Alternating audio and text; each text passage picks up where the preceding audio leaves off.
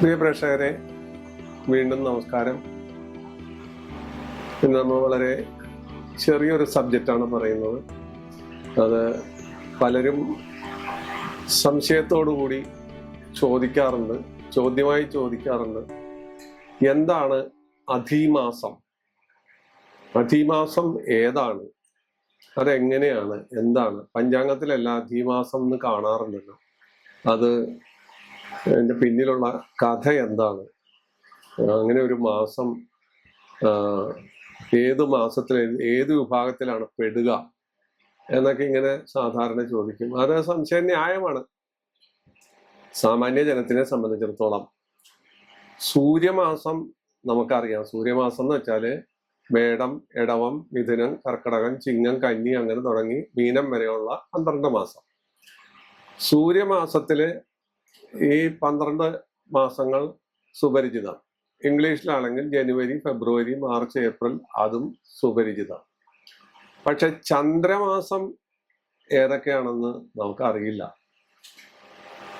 പലർക്കും അക്കാര്യം ബോധ്യമില്ല.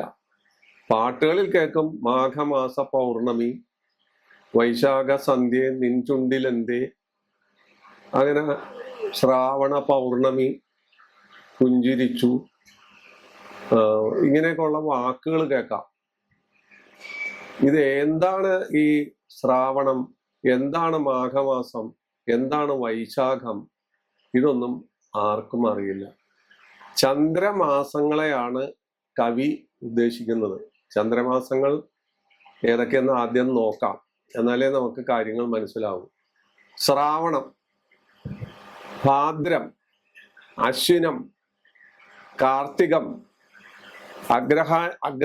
അഗ്രായണം, പൗഷം, മാഘം, ഫാൽഗുനം, ചൈത്രം, വൈശാഖം, ജ്യേഷ്ഠം, ആഷാഢം. ഇങ്ങനെയാണ് 12 ചന്ദ്രമാസങ്ങൾ അറിയപ്പെടുന്നത്. ഇത് പറയുമ്പോഴായിരിക്കും നമുക്ക് ആഷാഢമാസം എന്നുള്ള പാട്ട്, അതുപോലെ ശ്രാവണ ചന്ദ്രിക പൂവിരിഞ്ഞു, ഇങ്ങനെയൊക്കെ ഒരുപാട് ഈ കവികളാണ് ഈ ചന്ദ്രമാസത്തെ താലോലിക്കുക പതിവ്.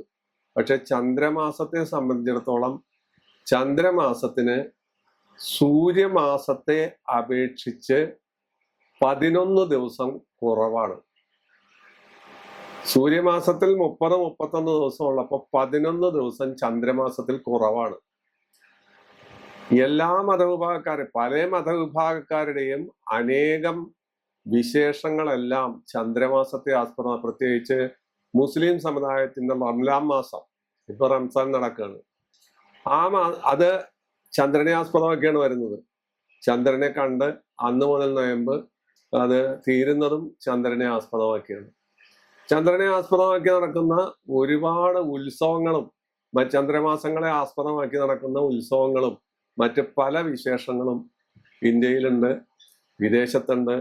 യഹൂദന്മാരുടെ പല നിയമങ്ങളിലും ഇത് പറയുന്നുണ്ട്. ബൈബിളിൽ പോലും ചന്ദ്രമാസത്തെക്കുറിച്ച് പരാമർശനം വരുന്നുണ്ട് അനേകം കൃതികളിൽ. ചന്ദ്രമാസങ്ങൾ ഞാൻ ഈ പറഞ്ഞ 12 എണ്ണമാണ്. ഇവർക്കുള്ള പ്രത്യേകം ഓർത്തിരിക്കണം, 11 ദിവസം സൂര്യമാസത്തെ അപേക്ഷിച്ച് കുറവാണ്. അപ്പൊ അങ്ങനെ 11 മാസം കുറവ് വരുന്നത് കൊണ്ട് 3 വർഷത്തിലൊരിക്കൽ ഒരു ചന്ദ്രമാസം അധികമായി വരും. അതിൻ്റെ പേരാണ് അധിമാസം എന്ന്.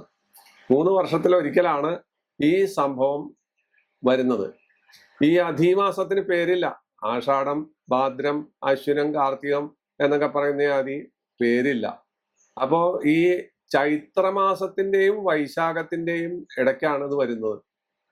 ചൈത്രം, വൈശാഖം ഈ മാസങ്ങളുടെ ഇടയ്ക്കോ അത് കഴിഞ്ഞിട്ടോ ആണ് ഈ മാസം വരുന്നത്. ഈ മാസത്തിന് പേരില്ല. അധികമായി വരുന്ന ഈ ചന്ദ്രമാസത്തിന് അധിമാസം എന്നാണ് നമ്മൾ പറയുക. ഈ അധിമാസം വരുന്നത് ആ സമയത്ത് 2 കറുത്ത വാവുകൾ ഒരേ മാസത്തിൽ വരാറുണ്ട്. അത് കേവലാധിമാസം, മധ്യാധിമാസം എന്നിവയും ഉണ്ട്. ഈ വർഷം മധ്യാധിമാസം ഇടവത്തിൽ വരുന്നുണ്ട്. അങ്ങനെ ഒരു വിശേഷം കൂടി ഉണ്ട്. അങ്ങനെയും കൂടി ഒരു വിശേഷമുണ്ട്. അപ്പോ ഈ മാസത്തിന് പേരില്ല. പക്ഷെ ഇത് മധ്യാദി മാസോ അല്ലെങ്കിൽ കേവലാദി മാസോ അല്ലെങ്കിൽ അധീമാസോ പഞ്ചാംഗത്തിൽ രേഖപ്പെടുത്തിയിരിക്കും. ഈ സമയത്ത് നമ്മൾ പുണ്യകർമ്മങ്ങളൊന്നും ചെയ്യാറില്ല. മുഹൂർത്ത കാര്യങ്ങളൊന്നും സാധാരണഗതിയിൽ ശുഭകാര്യങ്ങളൊന്നും തന്നെ നമ്മൾ ചെയ്യാറില്ല എന്നുള്ളതാണ് ഏറ്റവും വലിയ പ്രത്യേകത. അപ്പോൾ നമുക്ക് എന്താണ് അധീമാസം എന്ന് ഏകദേശം ഒരു ചിത്രം കിട്ടി. സൂര്യമാസത്തെ അപേക്ഷിച്ച് ചന്ദ്രമാസത്തിൽ വരുന്ന 11 മാസത്തിലെ കുറവ് 3 വർഷം കൂടുമ്പോൾ ഒരു മാസമായി പരിണമിക്കുന്നു. ആ മാസത്തിന്റെ പേരാണ് അധീമാസം. ആ മാസത്തിന് പേരില്ല, അതിനിട്ടിരിക്കുന്ന പേരാണ് അധീമാസം. അപ്പൊ അധീമാസം സാധാരണഗതിയിൽ 3 വർഷത്തിലൊരിക്കലാണ് വരിക. അത് പഞ്ചാംഗത്തിൽ രേഖപ്പെടുത്തിയിരിക്കുന്നത് ഈ വർഷം അധീമാസമാണ് എന്ന് രേഖപ്പെടുത്തിയിരിക്കും. അപ്പോൾ അധീമാസം വരുന്ന ആ കാലയളവിൽ, അത് വരുന്ന സമയവും ഞാൻ പറഞ്ഞു എപ്പോഴാണ് അത് വരുന്നത്. സാധാരണഗതിയിൽ അധിമാസം വരുന്ന സമയം ഞാൻ നേരത്തെ സൂചിപ്പിച്ച ചൈത്രത്തിന്റെയും വൈശാഖത്തിന്റെയും ഇടയിലോ അത് കഴിഞ്ഞിട്ടോ ആയിരിക്കും സാധാരണഗതിയിൽ ഇത് വരിക. ആ സമയത്ത് നമ്മൾ മുഹൂർത്ത കാര്യങ്ങൾ ചെയ്യാതിരിക്കുന്ന കാര്യവും നമ്മളിവിടെ പറഞ്ഞു. ഇതാണ് ഈ മാസത്തിന്റെ പ്രത്യേകത. അപ്പോ ഈ മാസത്തെ സംബന്ധിച്ചിടത്തോളം ഇവൻ ശുഭനല്ല. ഇവന്റെ ആ കാലഘട്ടം നമ്മൾ സാധാരണ വാസ്തു സംബന്ധമായ കാര്യങ്ങൾ, മുഹൂർത്ത സംബന്ധമായ വിവാഹം, മറ്റെല്ലാ കാര്യങ്ങളും വർജ്യമായിട്ടാണ് കണക്കാക്കുന്നത്. അപ്പോ ഇതാണ് പലരുടെയും സംശയം. സൂര്യമാസവും ചന്ദ്രമാസവും തമ്മിലുള്ള വ്യത്യാസമാണ് ഇവിടെ പറഞ്ഞത്. വളരെ കൊച്ചു എപ്പിസോഡാണിത്, ദീർഘമായിട്ട് കാര്യങ്ങൾ പറയേണ്ടതില്ല. ഈ കാര്യങ്ങൾ ചോദിക്കുന്നവരോട് ചോദ്യോത്തര രൂപത്തിൽ പറയേണ്ട ഒരു ഉത്തരം മാത്രമാണ്. പിന്നെ കേവലാദിമാസം, മധ്യാദിമാസം ഇവയൊക്കെ ഉണ്ട്. അപ്പോ 2 കർത്തവാവ്, അതിനിടയിൽ വരുന്ന പ്രത്യേകതകള്, പിന്നെ ഈ പറയുന്ന മാസങ്ങളുടെ പേരുകള്, ഇതെല്ലാമാണ് നമ്മളിവിടെ ഈ ചെറിയ അധ്യായത്തില് ഉപയോഗിച്ചിരിക്കുന്നത്. പക്ഷെ പൗരാണിക കൃതികളും മറ്റ് ദേശങ്ങളുടെയും കാലങ്ങളുടെയും ആചാരങ്ങളെല്ലാം, അനേകം ആചാരങ്ങൾ, അതിവിടെ വേണമെങ്കിൽ എപ്പിസോഡ് ഇങ്ങനെ പാലുമിഠായി പോലെ നീട്ടാം. അതെല്ലാം വരുന്നത് ചന്ദ്രമാസത്തെ ആസ്പദമാക്കിയാണ്. എൻ്റെ ഒരു ഉദാഹരണമാണ് പറഞ്ഞത്.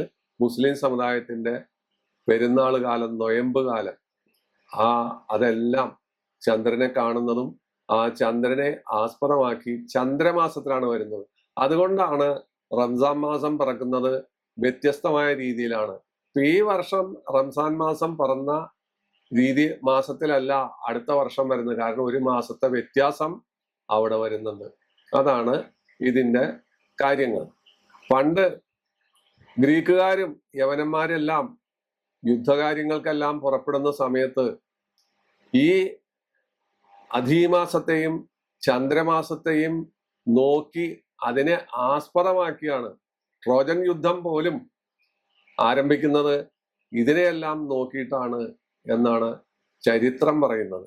അതുപോലെ ഒരുപാട് കാര്യങ്ങൾ, ഒരുപാട് ആചാര വിശേഷങ്ങളുള്ള പല സമുദായക്കാരും ഈ ചന്ദ്രമാസത്തെയും ചന്ദ്രനെയും ആസ്പദമാക്കിയാണ് മുന്നോട്ട് പോകുന്നത്. ചന്ദ്രന് മനുഷ്യനിൽ വളരെ വലിയ സ്വാധീനമുണ്ട്.